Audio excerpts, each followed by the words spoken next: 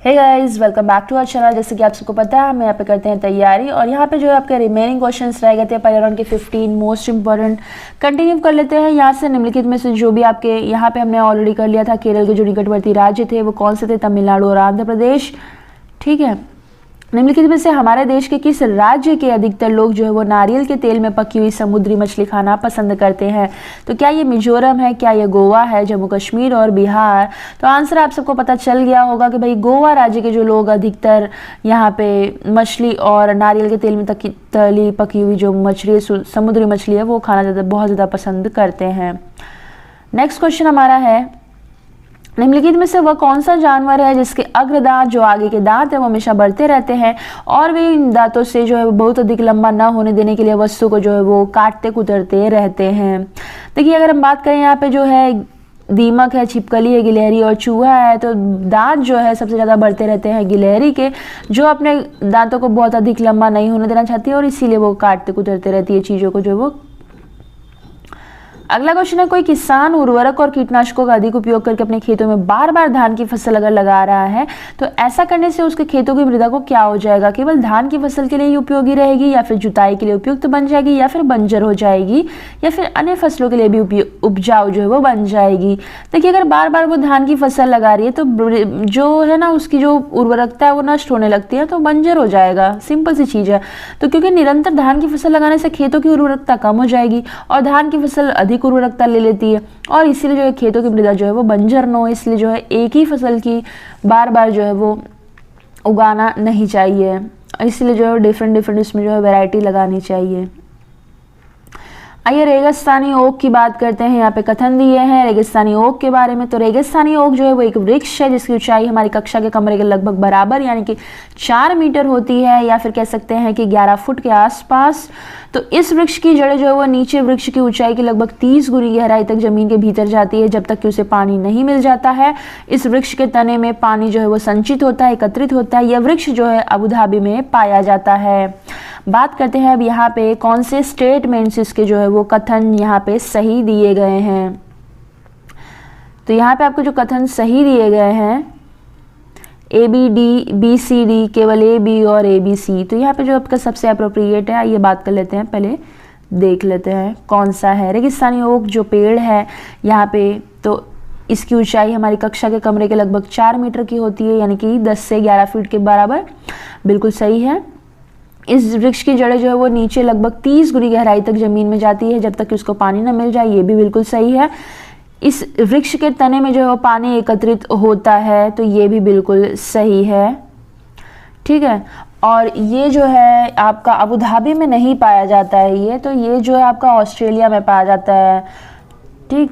और क्वेरीज है इसका नाम, जो एक मतलब इसका वैज्ञानिक नाम अगर हम बात करें तो ये है आपका क्वेरीज। Exactly QUEREIES। ठीक है, क्वेरीज यही है इसका नाम भाई। रेगिस्तानी ओक है ये। और इसका जो ऑप्शन यहाँ पे सही आ जाएगा, अबू धाबी में नहीं पाया जाता, ऑस्ट्रेलिया में पाया जाता है ये। तो बाकी 3 जो आपके सही है ABC आपका यहाँ पे D में है तो ये उत्तर आपका बिल्कुल सही हो जाएगा। कोई व्यक्ति है जो कि 2 तारीख के दिन में 2015 के दिन में यानी कि एग्जैक्टली यहाँ पे एक डेट दी गई है जिसमें वो मनगांव से नागरकोइल जाने के लिए रेलगाड़ी में बैठता है। रेलगाड़ी का जो टाइमिंग है 7:45 मडगांव से चली और अगले दिन अर्थात 3 तारीख के दिन को ये जो है वो 4:45 नागरकोइल पहुँचती है। इन दोनों स्टेशनों के बीच की अगर दूरी 1140 किलोमीटर है तो रेलगाड़ी की औसत चाल लगभग कितनी थी? देखिए, औसत चाल निकालनी है तो हम क्या करेंगे, औसत चाल निकालनी है तो फिर डिवाइड कर देंगे जो इसका आपका किलोमीटर जो दिया है अपॉन टाइमिंग कर लेंगे, है ना। तो यहाँ पे आपका इसका एग्जैक्टली क्या दिया गया है इसमें 7:45 से 4:45 अगर हम देखें तो 7:45 से 4:45 जो है आपके टोटल, इसको अगर आप जोड़ लेंगे तो टोटल 21 घंटे हो जाएंगे। आप जोड़ सकते हैं घड़ी से, ठीक है। 21 घंटे ये हो जाएंगे। और यहाँ पे पूछा है रेलगाड़ी की औसत चाल अगर कितनी थी, तो ये जो आपका किलोमीटर दिया है इसी से इसको जो है वो इसके टाइमिंग से आपको डिवाइड कर देना है। 1140/21 कर लीजिए और इसको अगर आप कट कर लेंगे तो आपका कितना आ जाएगा चलिए आपको जो है ये कट कर लेते हैं। इसको कट करेंगे तो आपका 54 किलोमीटर आ जाएगा। कट करके आप देख सकते हैं, ठीक है, मैंने ऑलरेडी कर लिया था। तो 54 किलोमीटर्स यहाँ पे आपका जो है वो सही उत्तर आ जाएगा। तो रेलगाड़ी की औसत चाल कितनी थी? 54 किलोमीटर प्रति घंटा जो है रेलगाड़ी की चाल थी। आइए बात करते हैं अगले क्वेश्चन की। यहाँ पे नई दिल्ली में रहने वाला कोई व्यक्ति है, पहले भोपाल मध्य प्रदेश की ओर फिर रांची झारखंड की ओर भ्रमण करना चाहता है, तो उसकी यात्रा की दिशा पहले क्या होगी? पूर्व दिशा में, फिर दक्षिण की दिशा में, पश्चिम दिशा और फिर दक्षिण दिशा में, ऐसी सारी दिशाएं दी गई हैं। तो एग्जैक्ट जो है वो किस दिशा में जाएगा? तो देखिए नई दिल्ली में रहने वाला जो व्यक्ति है, नई दिल्ली में रहने वाला व्यक्ति है, पहले उसे जो है वो भोपाल मध्य प्रदेश की ओर जाना है, तो वो किस दिशा में जाएगा? दक्षिण दिशा में जाएगा। ये आपका नॉर्थ होता है, ये आपका साउथ होता है, ये आपका ईस्ट है और ये आपका वेस्ट है यहाँ पे, है ना। तो पहले उसको क्या है? मध्य प्रदेश, दिल्ली में, यहाँ पे दिल्ली में रहता है, तो अगर उसको जाना है कहाँ पे? मध्य प्रदेश, तो मध्य प्रदेश आपका बीच में आता है, तो यानी कि उसको साउथ के लिए जाना रहेगा, यानी कि दक्षिण दिशा में जाएगा। और फिर भोपाल जाना है, यानी कि मध्य प्रदेश से रांची जाना है झारखंड, तो झारखंड जो है वो यहाँ से पूर्व दिशा में जाएगा, ईस्ट साइड जाएगा। अगर आपको मैप पता है तभी आप डायरेक्शंस कर पाएंगे। यहाँ पे आपका मध्य प्रदेश है ना, फिर झारखंड ईस्ट साइड है आपका, यहाँ पे छत्तीसगढ़ है, यहाँ पे झारखंड है, झारखंड जाना है उसे,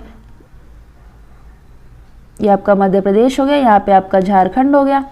अब यहाँ से जो है वो ये आपका नॉर्थ है, ये आपका साउथ है, ये आपका ईस्ट है, ये आपका वेस्ट है। अब जो है उसे जो है सबसे पहले तो उसको भोपाल मध्य प्रदेश में जाना है, दिल्ली यहाँ पे है, दिल्ली से वो मध्य प्रदेश भोपाल के लिए जाएगा, तो यानी कि वो साउथ डायरेक्शन में जा रहा है। उसके बाद जो है वो झारखंड में जिसको जाना है रांची में, तो यानी कि वो है ईस्ट डायरेक्शन में जा रहा है।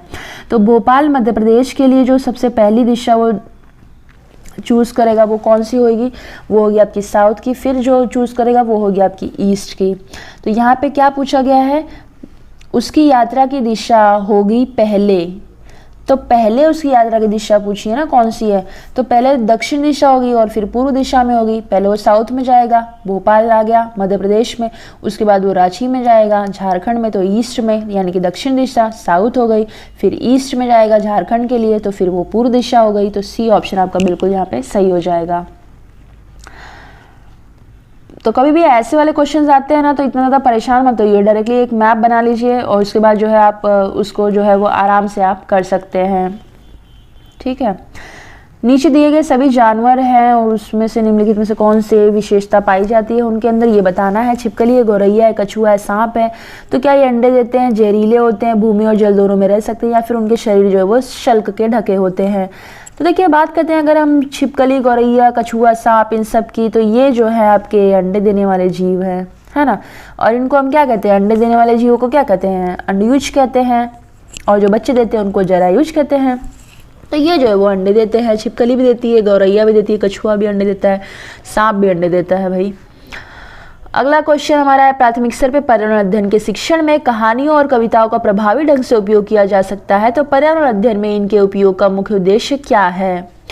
देखिए यहाँ पे उत्तर जो आपके दिए हैं, कक्षा की विविधता की पूर्ति, या फिर सीखने के लिए संदर्भगत वातावरण का प्रदान करना, या फिर पाठों को जो है वो आनंददायक बनाया, या फिर भाषिक कौशल को बढ़ावा देना। तो अगर हम बात करते हैं यहाँ पे, अगर प्राथमिक स्तर पे पर्यावरण अध्ययन के शिक्षण में अगर कहानी और कविताओं को प्रभावी ढंग से उपयोग किया जा सकता है, तो पर्यावरण अध्ययन में जो है इनका मेन ऑब्जेक्टिव जो हो जाएगा वो कौन सा? तो भाई सीखने के लिए कह सकते हैं, संदर्भगत वातावरण जो है वो प्रदान करने के लिए, है ना। बी ऑप्शन आपका बिल्कुल यहाँ पे सही होगा। अगला क्वेश्चन हमारा क्या कहता है? अगला क्वेश्चन कहता है कि एक प्राथमिक स्तर की अध्यापिका है, जल अभाव के विषय पे अपने कक्षा 4 के बच्चों को प्रभावपूर्ण तरीके से किस प्रकार से आंकेगी? तो इसके जो ऑप्शंस है वो है आपका अगले पेज पे, तो ये देख लेते हैं। बच्चों को जो है वो जल संरक्षण पर नारे लिखने के लिए कहेगी। उपयुक्त विषय पे एक अच्छी शिक्षिका ये नहीं कहेगी कभी भी। उपयुक्त विषय पे एक लिखित परीक्षा का आयोजन करके, या फिर ये पता लगा कि उन्होंने अपने दैनिक जीवन में जल की बचत जो है कैसे प्रारंभ की है, सबसे बेस्ट ऑप्शन तो यही है। और जल संरक्षण में पोस्टर बनाने की गतिविधि का आयोजन करके, पोस्टर बना के नारे लिख के, ये सारी चीजें नहीं प्रूव होती है।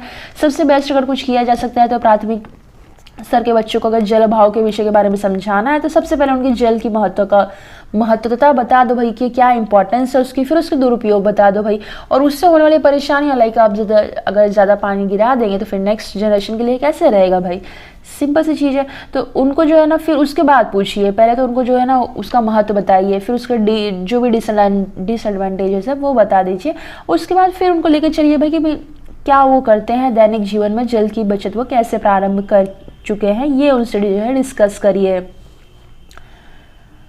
अगला क्वेश्चन हमारा है, आपके प्रधानाचार्य ने आपको कहा है कि कक्षा 5 के विद्यार्थियों को शैक्षिक अवलोकन की यात्रा के लिए ले जाएं, और इस अवलोकन यात्रा में जो है सार्थक बनाने के लिए आपकी योजना में आप क्या सम्मिलित करेंगी। तो क्रियाकलापों की एक स्तरीकृत शीट उस स्थान के बारे में तैयार करना और प्रामाणिक और सार्थक अध्ययन के लिए उस विद्यार्थियों के साथ यात्रा से पूर्व साझा करना, जहां जाना हो उसके बारे में जानकारी प्राप्त करना और पढ़ने के लिए विद्यार्थियों को कहना, आनंद के लिए पर्याप्त भोजन और खेलों के लिए जो है वो साथ ले जाना, ये सुनिश्चित करना कि विद्यार्थी जो है अनुशासित रहें और उस स्थान का शांतिपूर्वक अवलोकन करें। तो देखिए यहाँ पे अगर हम बात करते हैं कक्षा 5 के जो विद्यार्थी हैं, इनको शैक्षिक अवलोकन यात्रा पे अगर लेके जाना है तो यात्रा को अगर सार्थक बनाना है तो एक स्तरीकृत जो है शीट बना लो। स्तरीकृत एग्जैक्टली कुछ नहीं होता है, एक मतलब पर्टिकुलरली जो है आपको शीट बना लेनी है और उसके बारे में जो है वो तैयार करना है ब्लूप्रिंट टाइप का, उनके हिसाब से कि मतलब पहला पॉइंट ये रहेगा, दूसरा पॉइंट ये, तो वही स्तरीकृत हो जाता है। ठीक है, प्रामाणिक और सार्थक अध्ययन के हिसाब से जो उन विद्यार्थियों के साथ यात्रा को जो है वो पूर्व उनको साझा कर लेना है।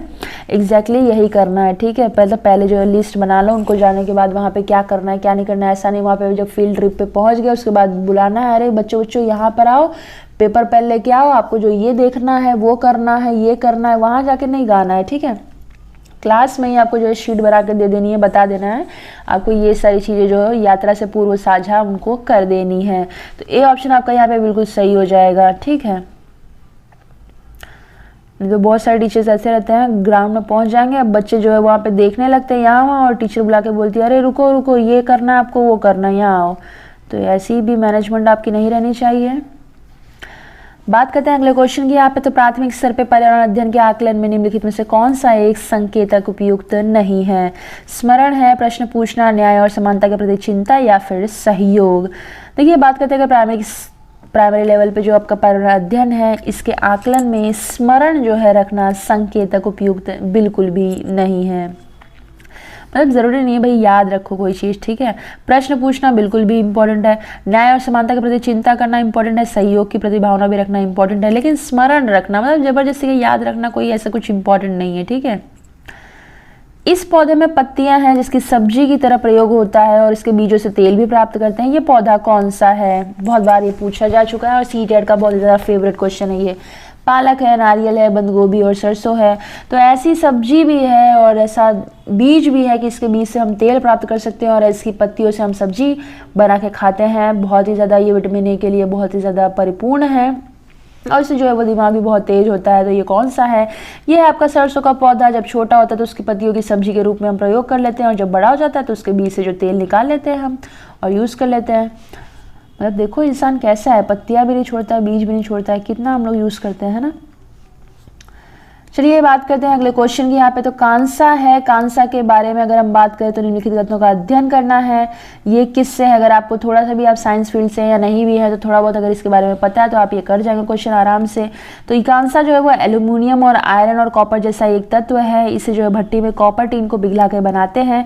आदिवासी लोग इसे ब्रॉन्ज का उपयोग जो है वो हजारों वर्षों से कर रहे हैं। या फिर ब्रॉन्ज की बनी वस्तुएं जो है एल्यूमिनियम की बनी वस्तुओं की तुलना में हल्की परंतु अधिक जो है वो मजबूत होती है। तो इसमें से कौन सा कथन जो है वो सही दिया गया है।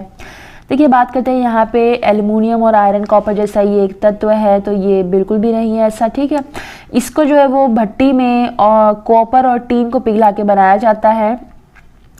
ये तत्व नहीं है। हम बात करें अगर पहले ऑप्शन की ना, तो ये जो है ना आपका एक मिश्र धातु है। कांसा जो है आपका मिश्र धातु है। ठीक है, जो कि कॉपर टीन के तत्वों से मिलके बना है, तो ये आयरन से नहीं मिलके बना है, कॉपर से मिलके बना है जो कि Cu होता है आपका, और टीन होता है यानी कि Sn होता है। अगर कॉपर की मैं बात करूँ तो ये है आपका 78% इसमें होता है, और टीन आपका 22% इसमें होता है। दोनों मिला के जो है ये जो आपका ब्रॉन्ज कांसा जो है वो बनता है। तो ये जो है वो तत्व तो है लेकिन आयरन और कॉपर से नहीं मिलके बना है, बल्कि कॉपर और टीन से मिलके बना है। तो पहला पॉइंट आपको क्लियर है, यानी कि ये ऑप्शन नहीं आएगा।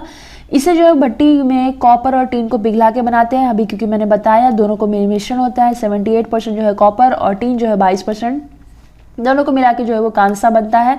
तो बी ऑप्शन आपका बिल्कुल सही हो जाएगा यहाँ पे। सी, आदिवासी लोग जो है ब्रॉन्ज का उपयोग जो है हजारों वर्षों से कर रहे हैं, तो ऐसा तो मुझे वैसे लगता नहीं है, बट आई थिंक कि बिल्कुल भी सही है ये उत्तर।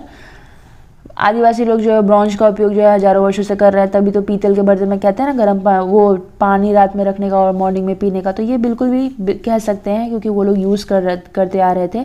सी ऑप्शन आप यहाँ पे आपका बिल्कुल भी सही हो जाएगा।